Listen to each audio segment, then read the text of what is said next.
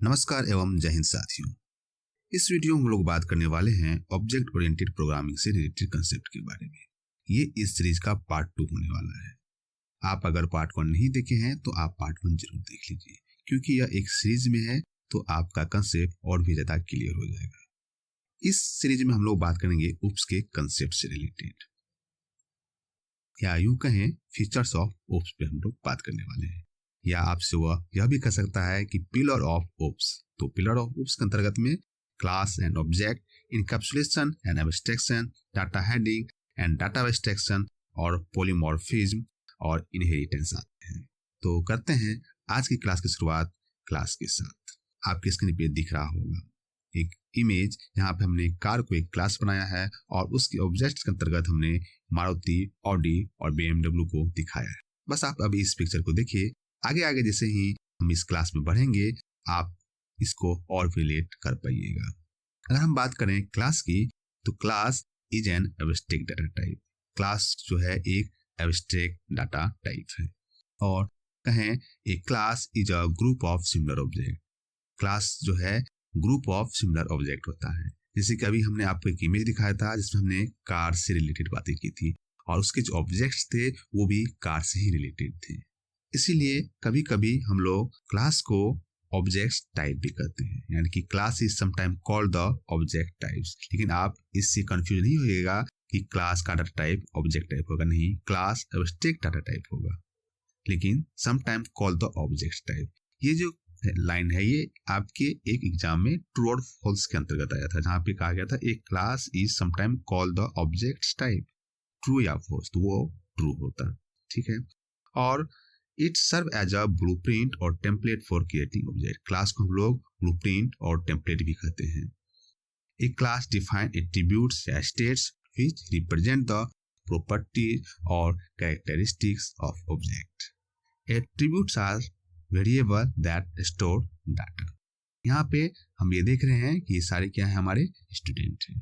तो और इन सबों के कुछ एट्रीब्यूट्स होंगे, जैसे कि नेम, एज और जेंडर। तो हम यहाँ कह सकते हैं कि हम एक स्टूडेंट नाम का एक क्लास बनाते हैं जिसके अंतर्गत में हमारे पास एट्रीब्यूट्स रहने वाले हैं, नेम, एज और जेंडर। अगर हम C++ प्रोग्रामिंग में देखें तो हमारा कोड का स्ट्रक्चर या सिंटैक्स, यानी क्लास का सिंटैक्स इस प्रकार से होगा, क्लास और क्लास का नाम, जिसका हमारे यहाँ पे स्टूडेंट है, साथ ही हमारे एट्रीब्यूट्स नेम, एज और जेंडर, और उसके आगे रहेगा हमारा डाटा टाइप, जैसे नेम स्ट्रिंग, एज इंट और जेंडर कैर, या आप उसे बूलियन भी ले सकते हैं। एट्रीब्यूट्स जिसे हम कह रहे थे इसको डाटा मेंबर ऑफ क्लास भी कहा जाता है। ये जो आपको एक इमेज दिख रहा होगा आप इसे बस एक बार देख लीजिए। इससे रिलेटेड हम बात करेंगे जैसे ही हम ऑब्जेक्ट पढ़ेंगे। आइए बात करते हैं ऑब्जेक्ट से related. In object oriented programming system each objects belong to a class.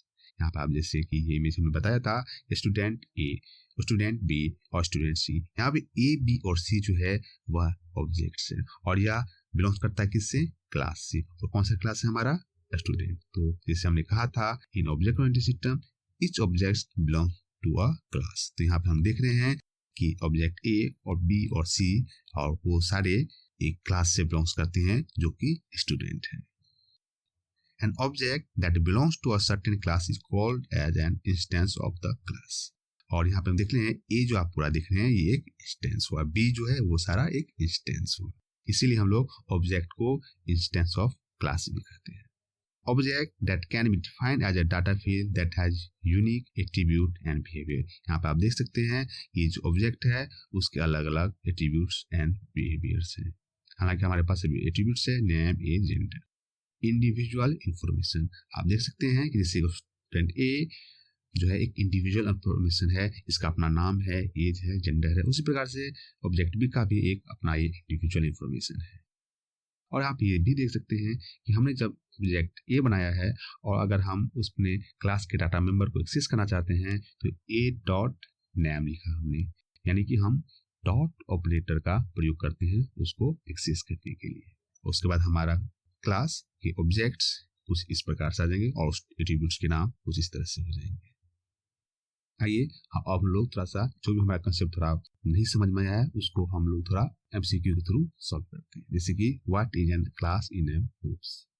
Option A instance of an object, option B template और blueprint for creating objects, option C function definition, option D data storage container. अभी हमने बात किया है कि class जो होगा क्या होगा, टेम्पलेट्स और ब्लूप्रिंट फॉर क्रिएटिंग ऑब्जेक्ट होगा। What is an object in loops? Object क्या होगा, class instance, function prototype, code block और वेरिएबल कंटेनर। तो इसका आंसर हो जाएगा क्या, क्लास इंस्टेंस। अगर बात करें which of the following is an blueprint for creating object, options हैं मेथड, क्लास, ऑब्जेक्ट और एट्रीब्यूट्स। तुम्हें पता है इसका राइट आंसर हो जाएगा क्लास, क्योंकि क्लास को ब्लूप्रिंट और टेम्पलेट कहा जाता है। साथ ही साथ the state of an object is also known as, option है मेथड, कंस्ट्रक्टर, एट्रीब्यूट्स और एक्सेस मॉडिफायर। आप इस क्वेश्चन का आंसर कमेंट करके दीजिएगा और साथ ही साथ आप इसको पूरा लिखिएगा, यानी ये नहीं कि ऑप्शन ए या ऑप्शन बी क्या सही है ये नहीं पता है आपको। अगर इसका ऑप्शन लगता है मेथड तो मेथड लिखना है, कंस्ट्रक्टर तो कंस्ट्रक्टर, या एट्रीब्यूट्स तो एट्रीब्यूट्स, या एक्सेस मॉडिफायर हो तो एक्सेस मॉडिफायर। इससे क्या होगा कि आप अगर जो टाइप कीजिएगा तो आपको ये हमेशा के लिए याद भी हो जाएगा। आप ऑप्शन ए या ऑप्शन बी या ऑप्शन सी अगर हमारी कमेंट करते हैं, वीडियो का एंगेजमेंट तो बढ़ेगा लेकिन आपका इसमें फायदा नहीं होगा। हाँ, और इस वीडियो का मकसद है कि आपको भी फायदा हो, इसलिए आप इसका आंसर क्या होगा कमेंट कीजिएगा और पूरा आंसर लिखना है। अब बात करते हैं हम लोग इनकैप्सुलेशन पे। अगर बात इनकैप्सुलेशन की करूं तो encapsulation is the mechanism that binds together function and data in one compact form known as class. कहने का अर्थ है कि इनकैप्सुलेशन है जो है एक मैकेनिज्म है जो फंक्शन एंड डाटा को बाइंड करता है टुगेदर वन कॉम्पैक्ट फॉर्म में, जिसको हम लोग क्लास करते हैं। जैसे कि ये इमेज आपको दिख रहा होगा कि ट्रू रिप्रेजेंटेशन है इनकैप्सुलेशन का। The meaning of encapsulation is to make sure that sensitive data is hidden from users. कहने का अर्थ है कि सेंसिटिव डाटा जो है वो इन यूजर से हिडन रहे, इसका मेन मीनिंग है encapsulation. Data encapsulation is also known as data hiding, जिस कारण इसे डाटा हेडिंग भी कहते हैं। और ये क्या करता है, इंक्रीज सिक्योरिटी ऑफ डाटा, और जो डाटा की सिक्योरिटी को बढ़ाता है। और अब बात करें डाटा एब्स्ट्रैक्शन की, तो display only essential information and hiding the unimportant details. कहने का अर्थ है कि डाटा एब्स्ट्रैक्शन क्या करता है कि मात्र आपको एसेंशियल इंफॉर्मेशन को दिखाता है और अनइम्पोर्टेंट डिटेल्स को हाइड करता है। जैसे कि आपको ये इमेज दिख रहा होगा, जिससे हमें अगर मान के चलिए आप एक डाटाबेस है जिसमें आपकी डिटेल्स हमारे पास मौजूद है, आपका नाम है, एड्रेस है, contact, tax, phone, favourite food, movie, etc, ठीक है। और मान के चलिए हमें एक फॉर्म भरना है जो कि बैंकिंग रिलेटेड है। अब बैंकिंग में हमें आपके सिर्फ नाम, एड्रेस, कॉन्टैक्ट और टैक्स इन्फॉर्मेशन की जरूरत है। तो ये क्या करेगा, डाटा एब्स्ट्रैक्शन हमें सिर्फ इसी को दिखाएगा, ना कि यहाँ पे, और आपका क्या करेगा, हाइड कर देगा फेवरेट फूड को, मूवी को, एक्टर को। समझ रहे हैं आप? The main purpose of abstraction is hiding the unnecessary details from the user. कहने का अर्थ है यह अननेसेसरी डिटेल्स जो है उसको हाइड करता है। जैसे कि फॉर एग्जांपल के लिए आप देख लीजिए, अगर मान के चलिए आप इलेक्ट्रॉनिक गैजेट्स वाले पेज पे हैं अमेजन की वेबसाइट पे, ठीक है, और वहां पे आपने सिलेक्ट किया क्या कि हमें हमको मोबाइल दिखाना है। अब वो क्या करेगा, जितने भी इलेक्ट्रॉनिक गैजेट्स है उसमें से सिर्फ मोबाइल दिखाएगा। आप उस मोबाइल में भी अगर आप सिलेक्ट करते हैं कि हमें सिर्फ आईफोन दिखाइए, तो वो क्या करेगा, सिर्फ आपको आईफोन दिखाएगा और बाकी जो भी फोन है उसको फिर से हाइड कर देगा। ये जो आपको हाइड कर रहा है और आपको जो शो कर रहा है एसेंशियल इंफॉर्मेशन, इसी को हम लोग डाटा एब्स्ट्रैक्शन कहते हैं।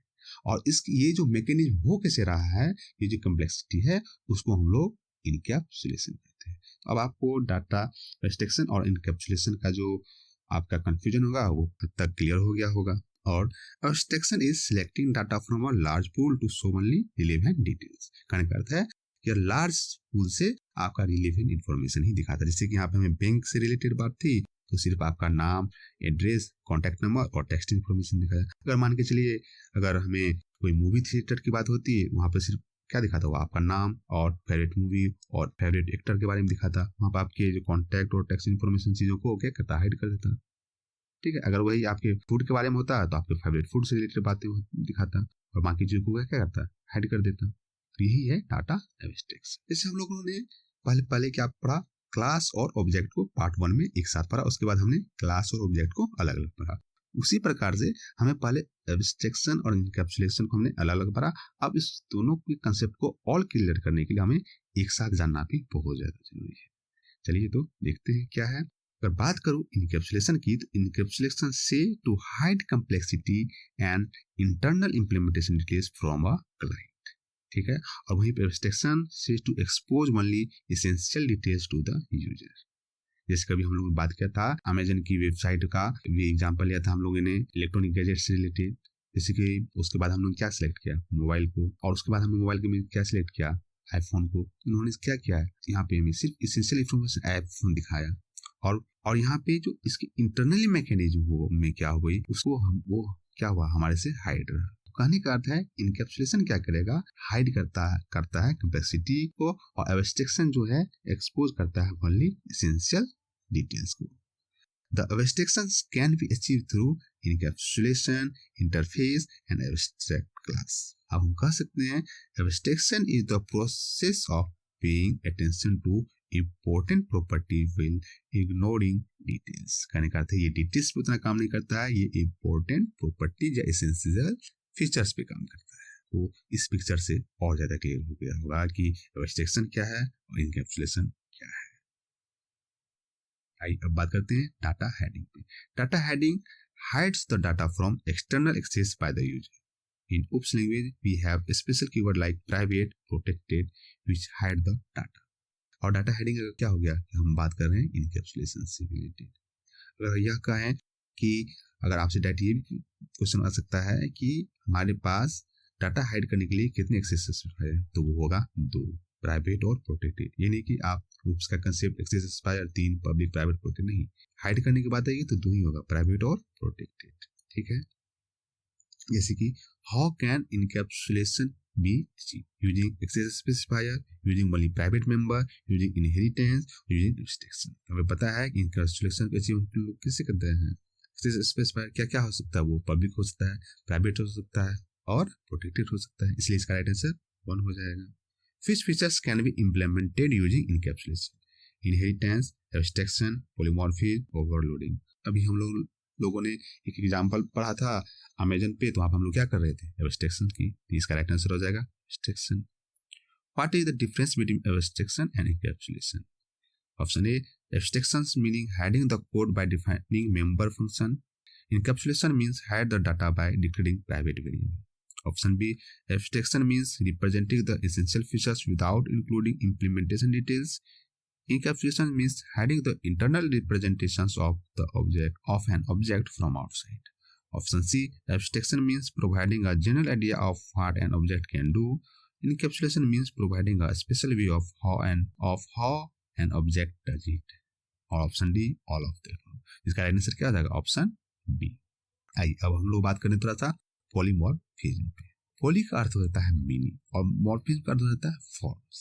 तो अगर हम कह सकते हैं कि polymorphism make more than one form. Polymorphism cause a member function to behave differently based on the object that call और इन्वोक्ड। पॉलीमॉर्फिज्म कहता है कि आप फंक्शन का जो बिहेव होगा वह डिपेंड करेगा ऑब्जेक्ट की कॉल और फॉर एग्जाम्पल के लिए यहाँ पे आप देख सकते हैं, मान के चलिए हमारे पास एक मिक्स साउंड नाम का एक फंक्शन है। अगर यह मिक्स साउंड फंक्शन को कैट ऑब्जेक्ट के द्वारा इन्वोक या कॉल किया जाता है, तो उसका जो आउटपुट होगा साउंड का वो कुछ अलग होगा। और उसी प्रकार से अगर वह कॉ ऑब्जेक्ट के थ्रू उसको इन्वोक किया जाता है तो उसका आउटपुट या साउंड अलग होगा। जैसे कि आप यहाँ देखिए पॉलीमॉर्फिज्म है, आपको एक टेक्स्ट दिख रहा है, यहाँ पे आपको एक इमेज दिख रहा है, और यहाँ पे आपको इमेज और टेक्स्ट दोनों दिख रहा है। और हमने क्या किया है कि डिस्प्ले फंक्शन बनाया है जिसमें स्ट्रिंग, पहले हमने टेक्स्ट दिखाया, उसके बाद हमने इमेज दिखाया, उसके बाद टेक्स्ट और इमेज हमने दोनों दिखाया। जैसे कि आपने रिफरेंस में देखा, यह टेक्स्ट था, ये इमेज था, और यहाँ पे टेक्स्ट और इमेज हमने दोनों दिखाया। इससे हम कह सकते हैं कि polymorphism implies many form.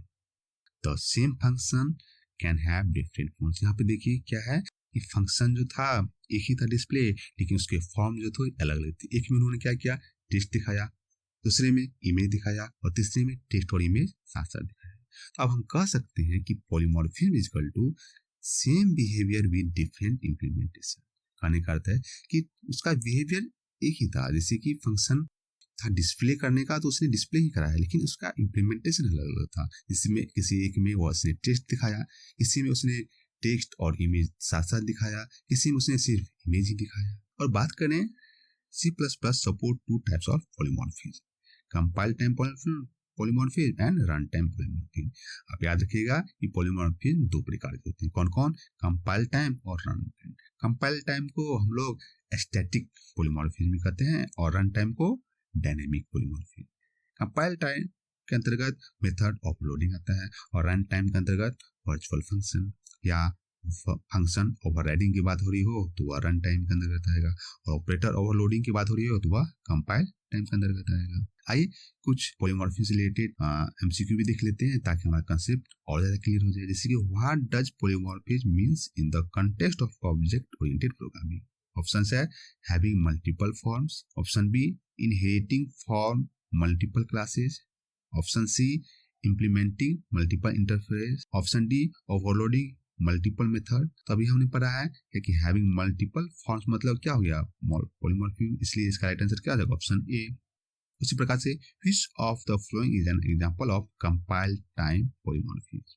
Option है method overloading, method overriding, dynamic method dispatch और अपकास्टिंग। इसका राइट आंसर क्या हो जाएगा? मेथड ओवरलोडिंग, क्योंकि यहाँ पे कंपाइल टाइम पॉलीमॉर्फिज्म की बात हो रही है।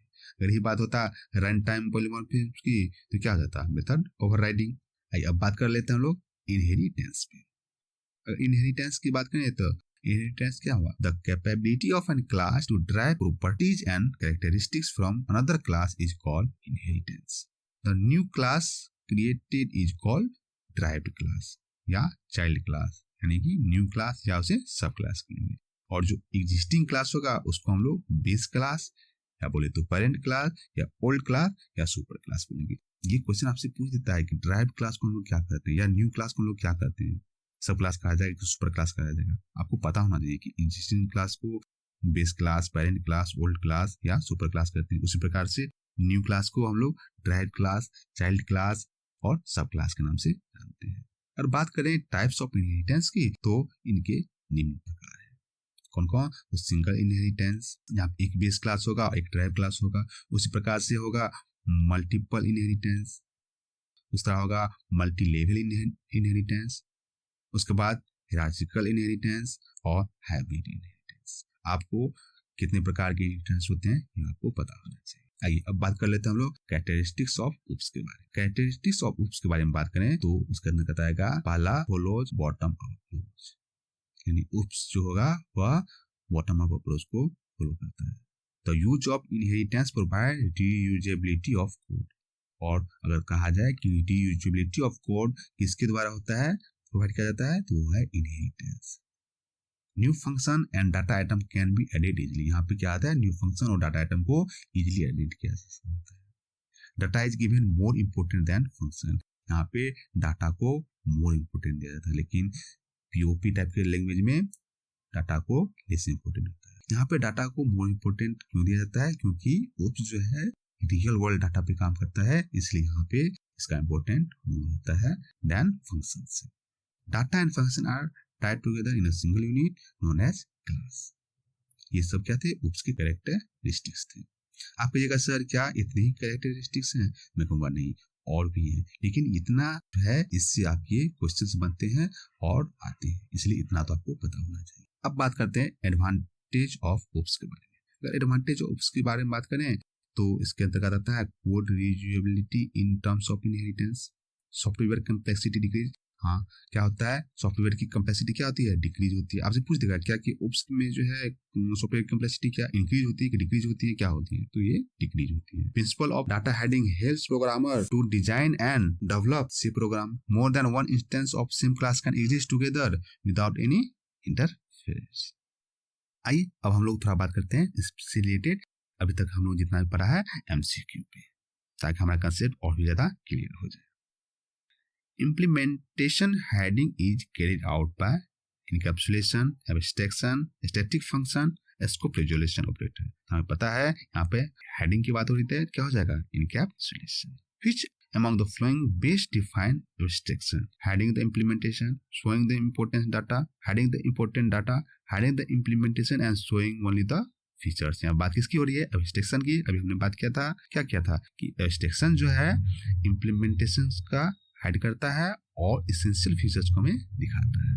Object oriented programmers primarily focus on option A procedure to be perform, the step by step statement needed to solve a problem, object and the task that must be perform with those objects, और option D the physical orientation of objects within a programme.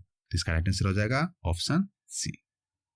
Next question है which among the following best defines single level inheritance? तो single inheritance क्या था?